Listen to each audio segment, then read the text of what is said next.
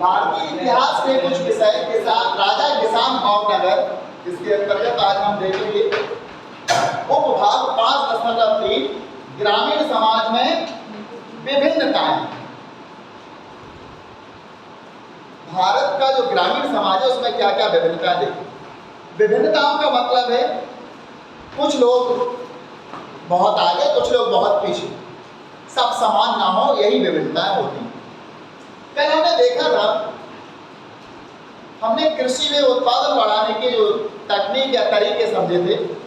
इनमें दो तरीके देखे थे, जुताई में हल का प्रयोग, कुछ पर्वतीय प्रदेशों में या पूर्व उत्तर राज्यों में कुदाल का प्रयोग भी करते थे, और सिंचाई के लिए नहरों, तालाबों और कुओं का प्रयोग, ये हमने कल पढ़ा था। और निश्चित है कि इन प्रयोगों से, इस तकनीकी से कृषि के उत्पादन में वृद्धि हुई। जब कृषि के उत्पादन में वृद्धि होने लगी तब क्या होगा, जब उत्पादन बढ़ेगा तो लोगों में अंतर शुरू हो जाएगा। बस यही विभिन्नता आज हमको बताना लिखा है। यद्यपि खेती की इन तकनीकों से उपज तो बढ़ी, लेकिन इसके लाभ समान नहीं। उपज बढ़ी लेकिन इसके लाभ समान नहीं, क्योंकि भारतीय कृषि को मॉनसून का जुआ कहा जाता है। भारतीय कृषि मॉनसून का जुआ है, तो इसलिए इस जो उपज तो बढ़ी लेकिन इसके लाभ सभी लोगों को समान नहीं। कल के हमने वीडियो में आपको बताया था कि नहरों, कुओं और तालाबों का निर्माण पूंजीपति, धनी या जमींदार लोग ही करते थे। तो जिनके पास सिंचाई के साधन होंगे, जिनके पास तकनीक का प्रयोग करने की व्यवस्था होगी, उन्हीं लोगों के पास उत्पादन बढ़ेगा, से इसके पास नहीं। इस बात के प्रमाण मिलते हैं कि खेती से जुड़े लोगों में उत्तरोत्तर भेदभाव बढ़ता जा रहा है। खेती से बड़े लोगों में उत्तरोत्तर का मतलब जानते हो, बढ़ते क्रम, धीरे धीरे खेती से जुड़े जो लोग थे उनमें भेदभाव आपस में बढ़ता है। अब इस भेदभाव से क्या होता है, भेदभाव बढ़ता जा रहा था। कहानियों में, विशेषकर बौद्ध कथाओं में जो कहानियां होती थी और बौद्ध कथाएं, हम यहाँ ईसा पूर्व की बात कर रहे हैं, तो ईसा पूर्व 500 से लेकर के 600 से लेकर के ईस्वी तक का जो काल था वो लगभग बौद्ध धर्म के लिए या बौद्ध का काल माना जाता है। तो उस समय बौद्ध कहानियों में भूमिहीन खेती है, भूमिहीन उनको कहते हैं जिनके पास भूमि नहीं होती है। खेती है श्रमिक, खेती है श्रमिक किसको कहते हैं, अभी हमने कहा था कोई भी शब्द अगर आता है तो उसको आशा जरूर सुनिए। खेती है श्रमिक, वो श्रमिक जो खेतों में काम करते हैं। श्रमिक दो प्रकार के होते हैं, एक तो खेतों में काम करते हैं, दूसरे वो होते हैं सड़क पर या भवन बनाने में काम करते हैं। तो श्रमिक ये कौन से, खेती है श्रमिक जो खेतों का काम करते हैं, कृषि का काम करते हैं। तो हमने बौद्ध कहानियों में या बौद्ध कथाओं में पढ़ा है, भूमिहीन खेतीहर श्रमिकों, छोटे किसानों और बड़े बड़े जमींदारों का उल्लेख मिलता है। किसमें मिलता है, बौद्ध कथाओं में हमें इन चीजों का उल्लेख मिलता है। इसका मतलब यहाँ विभिन्नता है। देखो ध्यान से, यदि विभिन्नता देखो, भूमिहीन तो कुछ लोगों के पास भूमि होगी, विभिन्नता हो गया। खेती है श्रमिक तो कुछ खेती होंगे, तो कुछ भवन पर काम करते होंगे, यहाँ भी विभिन्नता देखने को मिल रही है। छोटे किसान, जब छोटे किसान शब्द का हमने प्रयोग किया है तो बड़े भी होंगे, विभिन्नता है। और बड़े बड़े जमींदार, इसका मतलब जमींदार भी छोटे होंगे। तो यहाँ हमें ग्रामीण समाज में विभिन्नता दिखाई दे रही है। इस स्लाइड में सारी की सारी विभिन्नता इस शीर्षक की हमें यहाँ दिख रही है, और इसका उल्लेख बौद्ध ग्रंथों में या बौद्ध कहानियों में किया गया है। बड़े बड़े जमींदार और ग्राम प्रधान शक्तिशाली माने जाते हैं, जिसके पास शक्ति है तो कुछ शक्तिहीन होंगे, यहाँ भी विभिन्नता है। बड़े बड़े जमींदार और जो ग्राम प्रधान, गांव का मुखिया, ये कैसे होते थे, शक्तिशाली होते थे, ताकतवर होते थे। और शक्ति का उपयोग ये कहाँ करते थे, किसानों और अन्य लोगों को नियंत्रण करने के लिए। जब तक नियंत्रण नहीं होगा व्यवस्था चलेगी ही नहीं।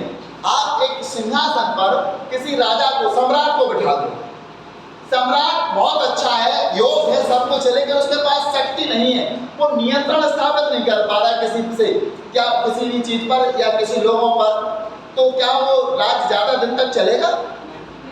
उसका कंट्रोल ही नहीं है। नहीं चलेगा। इसलिए नियंत्रण होना बहुत, किसी भी चीज को चलाने के लिए नियंत्रण होना जरूरी है, चाहे वो घर हो, कोई राज्य हो या कोई विभाग हो, सबको चलाने के लिए नियंत्रण और दंड का होना नितांत आवश्यक है। तो जमींदार और ग्राम प्रधान शक्तिशाली माने जाते थे, जो प्रायः किसानों पर नियंत्रण रखते थे। ग्राम प्रधान का पद प्रायः वंशानुगत होता था। कैसा होता था? वंशानुगत। ग्राम प्रधान का जो पद होता था वंशानुगत, मतलब आज जो गांव का मुखिया है, कल उनके बच्चे मुखिया बनेंगे, फिर उनके बच्चे बनेंगे, ये वंश के आधार पर चलता जाता है। उसी वंश से मुखिया बनेगा ग्राम प्रधान का जो पद होता है। प्रारंभिक तमिल संगम साहित्य, जो प्रारंभ का तमिल संगम साहित्य था, में भी गांव में रहने वाले विभिन्न वर्गों के लोगों का उल्लेख है। गांव में रहने वाले विभिन्न वर्गों के लोगों का उल्लेख है, जैसे बेल्लागर या बड़े जमींदार, बेल्लागर या बड़े जमींदार। इन बड़े जमींदारों को बेल्लागर कहा जाता है और तमिल में इनको बोलते हैं। तमिल भाषा जो है ना, यहाँ कुछ शब्द आपको तमिल भाषा के मिलेंगे। बेल्लागर या बड़े जमींदार, हलवाहा या उलवर, और दास को अड़ीबाई कहते थे। दास को क्या कहते थे? अड़ीबाई। उस बात यह संभव है कि वर्गों की यह भिन्नता भूमि के स्वामित्व, श्रम और नई प्रौद्योगिकी के उपयोग पर आधारित है। यानी जो वर्गों में विभिन्नता दिखाई दे रही, कुछ बड़े कुछ छोटे, इनमें जितने भी अंतर दिखाई दे रहे, ये भूमि में हमने नई तकनीक का प्रयोग किया, नई प्रौद्योगिकी के उपयोग पर आधारित हो।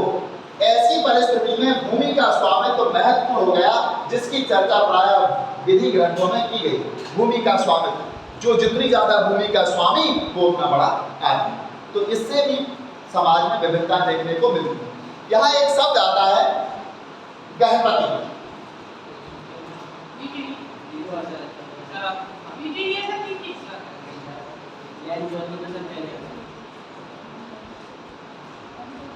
गहपति का प्रयोग छोटे किसानों और जमींदारों के लिए होता था। बड़े बड़े जमींदार और ग्राम प्रधान शक्तिशाली होते थे। गहपति शब्द का प्रयोग कहाँ कहाँ किया गया? इसमें छोटे किसानों और जमींदारों के लिए होता है गहपति। लेकिन यहाँ हम एक स्रोत से आपको बता रहे हैं गहपति क्या है। गहपति, गह माने होता है घर, घर का पति अर्थात स्वामी। गहपति घर का मुखिया होता है। घर के मुखिया को गहपति कहते थे। और घर में रहने वाली महिलाओं, बच्चों और नौकरों पर और दासों पर नियंत्रण रखता था। गहपति घर का मुखिया होता था और इसका काम क्या होता था? घर की महिलाओं, बच्चों, नौकरों और दासों पर नियंत्रण रखना। हमने अभी बताया था नियंत्रण की बात, ये दोबारा नियंत्रण शब्द आ गया।